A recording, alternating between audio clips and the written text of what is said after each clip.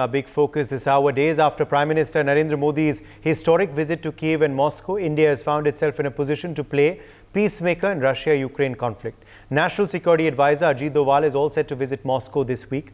Peace talks will take place on Russia-Ukraine conflict between the leaders. This comes just days after Prime Minister Modi visited Moscow.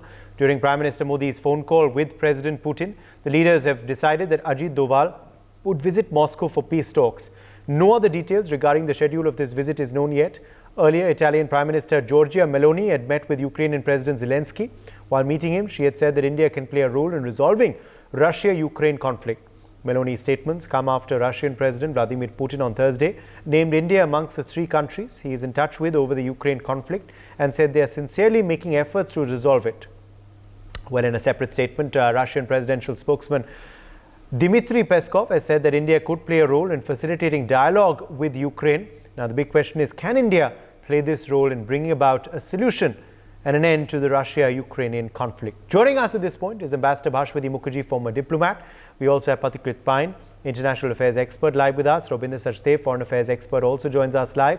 Professor Madhav Nalapat, editorial director of the Sunday Guardian, is live with us as well. Professor Nalapat, what do you make of this growing chorus in international diaspora for India to play a more proactive role in bringing about a solution to the war between Russia and Ukraine? Uday, the frank truth is that India has been right all along, right from 2022, when you recall that Prime Minister Modi told President Putin, this is the time for peace, not war. In other words, please stop the war. And stop the war means an armistice. It does not mean the crazy, delusionary idea of Zelensky, Biden, Johnson, God knows how many Western leaders who have this crazy delusion that Ukraine, if it's pumped up by NATO, can drive the Russian army back to the frontiers that Kiev controlled before the Maidan coup of 2014. Modi was very clear in his implicit statement. Stop the war means an armistice. If you remember, the First World War was ended by an armistice, a stoppage of fighting. And this is what Prime Minister Modi has implied. And now, frankly, the fact is Meloni was giving a hint to, if I may say so, Zelensky. For heaven's sake, President Zelensky, we are getting tired of your war. Meloni is forced to toe the line because the EU are being led like a bunch of sheep by Ursula von der Leyen and other hawks who are Russophobic and who are Putinophobic and who believe that they should engineer regime change, that they have a right to go in for regime change in a country that is much bigger in size than Germany, and indeed many times the size of the entire European Union, or the European Union, the United States combined for that matter. So I'd like to point out this is a clear hint. Why? Because Meloni's party, fundamentally, most of the top party brass dislike this war. They dislike spending for this war. They don't see why the European people, the European taxpayer, should basically shell out money for a useless war. The Italian taxpayer is fed up. The German taxpayer is fed up, which is why Scholz is going to crash with the most ignominious defeat ever suffered by the grand old party, the SPD, in its very long and largely illustrious history. Scholz has brought it down to that level. Macron has brought it down to that level. And I can tell you, Keir Starmer is another Ukraine fanatic, the way that Sunak was, and Boris Johnson and Liz Truss were. Well, Keir Starmer is going to be unpopular, and there'll be a move in Labour to topple him as the Prime Minister. This is a very unpopular war, and it's a clear hint to Zelensky because Zelensky does not like the Prime Minister's idea, Prime Minister Modi's idea of an armistice. He is still chasing after that insane delusion. He wants more and more arms. By the way, about 40% of those arms are going into the black market. God knows where they're ending up. Maybe in the hands of terrorists, maybe others stay, who knows. rogue actors, who knows? Maybe the Russians, for all you know. But the fact is that except for the Chinese, nobody wants this war. And why do the Chinese want this war? They want this war because they want the whole attention of NATO to be focused on Russia and Europe, while they mull over what to do over Taiwan. Xi made a big mistake in getting a third term. He's become deeply unpopular. The only way to win a fourth term, according to his own confidants, is basically that he'll have to do something very difficult in the in the next 2.5 years, and that can only mean an attack and takeover of Taiwan, which is never going to happen. The Quad, the democracies are going to stand together and they'll defend Taiwan, because Taiwan is also a fellow democracy, a full country, an independent country. So this is the situation, Uday. If Zelensky takes Meloni's hint, good for the Ukrainian people. If Zelensky continues sleepwalking into disaster, the way he has been doing since 2022, heaven help the people of Ukraine, and heaven help the global South, heaven help the West, heaven help everybody. Because this war, this impossible war, is draining the energy, the resources, and the patience of all of us. Thank you, Uday. Okay, let me in fact quickly also go across now to Ambassador Mukherjee. Ambassador Mukherjee, what efforts has India made so far in resolution of this conflict, as the world, of course, now is growingly asked us to do, and which direction can we further head to bring about a solution? In my perspective, Uday, we should not get involved in any mediation, for the simple reason that Zelensky insists that mediation should be on his terms, which are totally unreasonable, because he does not accept that he has lost the war. He has lost large chunks of territory, which he is never going to get back. And the buzzword among the West, though they won't admit it publicly, is that actually Ukraine is on the verge of collapse. So the macho image of Zelensky trying to take over Russian territory has actually helped the Russians to take over more territory from where they want to actually consolidate their position. Under those circumstances, what possible advantage could India have in getting involved in such a messy process where the two protagonists, one who says that he is willing to come to the table, as Putin, and that he has confidence in China and in India, and the other protagonist who, if you remember, when PM went to Kyiv, I didn't find his body language particularly positive, and he made some pretty strange statements at the press conference.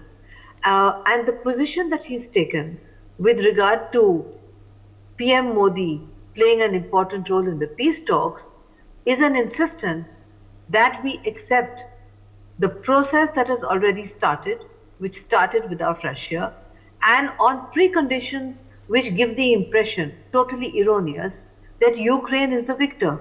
So in my perspective, regardless of what the Italian Prime Minister is saying, we should not get involved in it. This is Europe's war. They seem to forget their history and geography. They seem to forget that Russia is a European power, inextricably linked with Europe's history and geography. They want to press the delete button for Russia and pretend it doesn't exist. Why should we get involved in mediation? We should stay clear of mediation. Uday. Okay, let me in fact quickly take that across to Pathikrit Pine as well. Pathikrit Pine, what do you make of this growing chorus in the world once again, with leaders of nations, now of course Giorgia, Meloni, but others too, batting for India being the one that can resolve the Russia-Ukraine war? Well, Uday, on the positive side, there are two things. Number one, I think Russia being a strong and a strong friend and a partner, when they have reposed faith, so at least India will try something. Secondly, India is the only country which is in talking terms, one of the very few countries which is in talking terms with both Ukraine and Russia. But the problem is this is not a Ukraine versus Russia war going on. This is a Russia versus NATO war going. There are 30 odd NATO countries supplying weapon systems to Ukraine. Ukraine is just a proxy here. Zelensky is a pawn. He was a comedian. He was made to sit over there to fight this war. So how much leverage Ukraine has or Zelensky has to stop this war, I don't understand and I don't know. The war will stop the day NATO stops supply of weapon systems. But there are vested interest and military industrial complex, which is own interest, to ensure that the war continues. And now the defensive weapon systems are being replaced with offensive weapon systems, even to the range of 300, 400 kilometers to penetrate Russia. So basically they want this war to escalate. The only time NATO would be interested in stopping this war is when they realize that the war may breach the contours of the Ukrainian borders and may reach some of the NATO countries, where they have to directly then confront Russia, which they don't want. And that's the reason they wanted Ukraine to fight this war. And I also respectfully disagree that when Professor Nalapat said that only China wants this war to continue. I'm sorry, sir. America wanted this war. The whole of Europe wanted this war. And they are very happy that this war is happening. Sorry, now, Pratikit. Biden wants this war. The present leaders of Europe want this war. Macron, Scholz, etc. And everyone who wants this war becoming unpopular and is going to be thrown out. Sorry, thank you. Yeah. No, sir, I've always respected your views. I mean, I'm just disagreeing on that China factor. Yes, China has its own interest, but Europe must understand this. And let me also say one thing. I support the government. I have all deep respect for Modi government, but I'm more concerned with what is happening in Bangladesh, and I'm more concerned with what's happening with the Bangladeshi Hindus. I mean, I am less concerned about the Ukrainians. The Europeans have been involved in most of the conflicts from the World War itself. In fact, the world wars themselves are Europe-centric conflicts.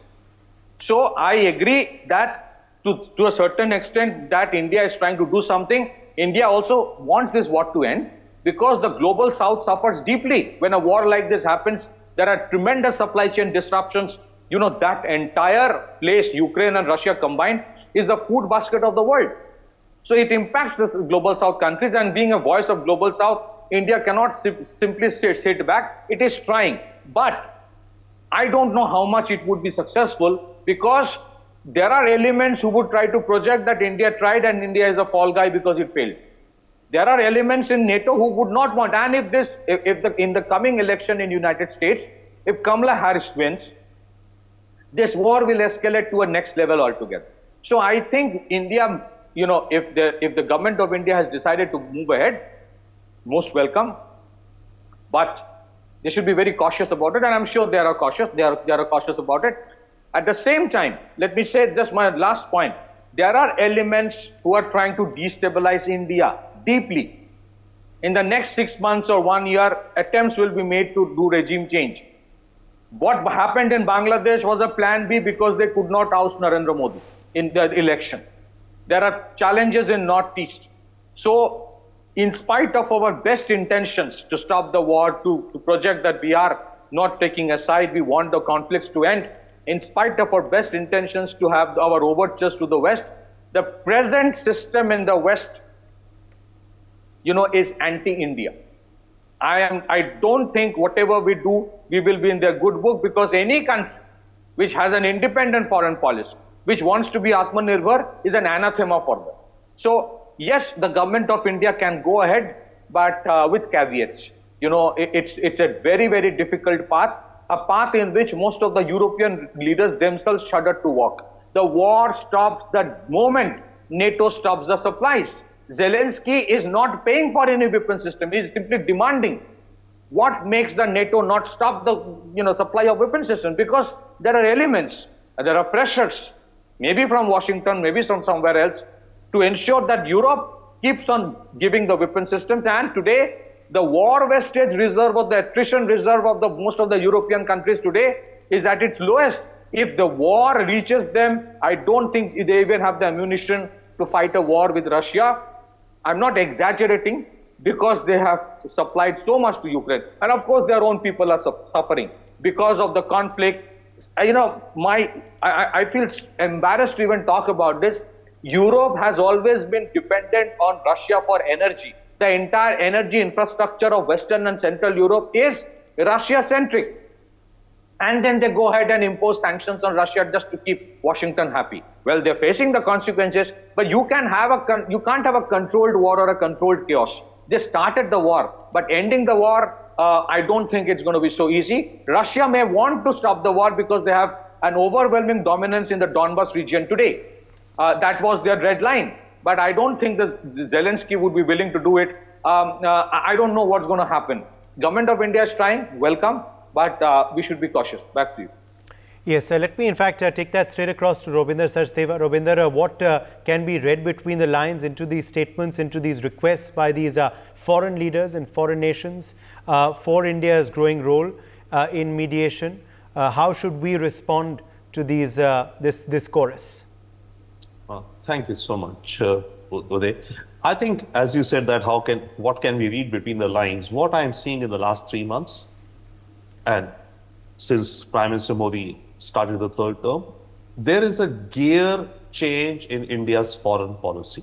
That's what I feel. And this gear change is towards playing a more proactive role in resolution of this conflict. Modi ji going to Moscow, talking about that, and then going to Zelensky within a month and sitting with Zelensky saying that, we would like to be able to, facilitate or help out any which way we can. And when we have our meeting behind the closed doors, I will discuss some concrete steps with you. So I think India has clearly changed a gear and is looking to position itself at a situation where when the conflict is to be resolved, whenever, and that would be a point of time when both Russia would be tired, and not only Zelensky, yes, but NATO and America would be tired, be it 6 months from now, be it a year from now, be it a year and a half from now. There would come a time, it can be speculated, when all parties would want to kind of sit down and have a pause or a ceasefire or an armistice.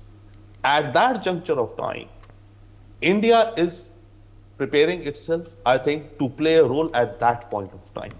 I completely agree with, Ambassador and Pathikata Monu Nalapat Professor also, that, okay, as Ambassador said, that why should we get involved, waste our political capital? We know it's not going to solve out anything. What I'm thinking, from what I'm seeing, is that India will bide its time. India is preparing the chess pieces. Right, slowly over the last 2 years, we've been talking dialogue diplomacy is good, that's all. But now we've shifted a gear and saying that we would be happy to contribute in a proactive manner, provided there is a table set up and we are invited to that table. One. Secondly, in terms of mediation, and here I would maybe distinguish 2 aspects. I think maybe India would not want to play the role of a mediator. What could happen, to my mind, is that, you see, there'll be multiple countries involved, one would assume, in this situation. US would be involved, Switzerland could be involved, Norway or some could be involved more actively. Qatar could be involved, who knows, Qatar jumps up always, right? So, and Russia, of course, would be there, Ukraine would be there. So, who is going to be mediating? There will not be maybe one mediator. There could be a host, a country which hosts a meeting, right, etc. What India could play a very appropriate role, I think, India could be the moderator of the mediators.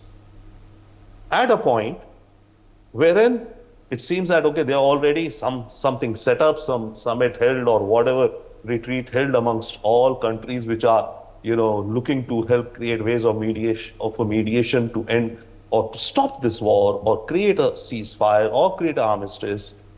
The role of India could be a moderator. I think the best role suitable for India could be the role of a moderator. Because you see, even if the mediation is happening, the US and the West are all tilted to their own interest, to the interest of Zelensky. And as noted by everyone, Zelensky says, I want peace, but he wants his terms to be conveyed to Russia and told that you agree to these. Same way with Putin. Putin says, let's not be misled. Putin says, I'm all for, stopping the war. But he wants to stop the war on his conditions, right? So both sides would have their own conditions at which they say they want to stop the war. So the mediators would play a role in creating or crafting an architecture as to how, what could be done, some kind of pause and all, etc., India could play the role of a moderator in that situation, I think. And what we are seeing now, I think, starting with this visit to Moscow, is a changing of the gear of our diplomacy. And the Prime Minister, they've decided, I think, that we would want to be in position when the occasion arises. I think the question would be, when would it be a time? So right now, the visit of NSA Doval in Moscow, he's going there for the BRICS NSA meetings, right? But it's being said he's going to, Moscow to present the Modi peace plan to Putin. I don't know about that. But okay, on the sidelines, he could meet Putin and some things could be taken back and forth. Similarly, Foreign Minister Jaishankar traveling to Saudi Arabia, then Switzerland and Germany, he's going for certain specific bilateral and multilateral objectives in Saudi for the GCC meetings in Germany to prepare for German president's visit to India next month. But who knows? I mean, there could be some messages being exchanged and all. So India is, apart from the bilateral, so I think India is preparing itself. We are there so that when this high table is called, we are also there, but we will take our own call. Should we get involved or not, right? That will be the key question. But let the situation arise and let the situation be, ripe for such a thing. At that point, yeah, India could, why not? That's the way I am looking at it. Yes, let me in fact quickly take that to Pathikrit Pine once again. Pathikrit, on, of course, these overtures, do you believe that India, of course, will continue the efforts that we've already made? But do you agree the point that Ambassador Mukherjee made earlier, that we don't need to go? Yes, Robinder, complete. Quick point. Please complete. Yeah, in all of this, I think it is in India's hugely vested interest that this war ends at the soonest. Absolutely. But does that mean that we blindly listen to what the West is saying, Pathikrit? What's your take? Or should we avoid mediation overtly, as Ambassador Mukherjee was advising earlier? No, I think India would not blindly listen, but because since we are saying that we're a Vishwamitra, you have to do something. So India will try to do something, but I'm sure the government also knows the limitations of it. And I think Mr. Ravinder Sachdev made a very valid point that India can play the role of a moderator rather than that of a negotiator. But this entire road is filled with a lot of thorns. That's the only thing. My only concern is, as Ambassador Mukherjee also mentioned, I am more concerned about the lives of Hindus in Bangladesh. I am more concerned about the destabilizing factors trying to do a regime change in India. Of course, the strings of those things are attached abroad, coming from abroad. So India will definitely play a role, because the time may come, sooner or later, we may require Russia, as Russia needed us in the last 2-3 years.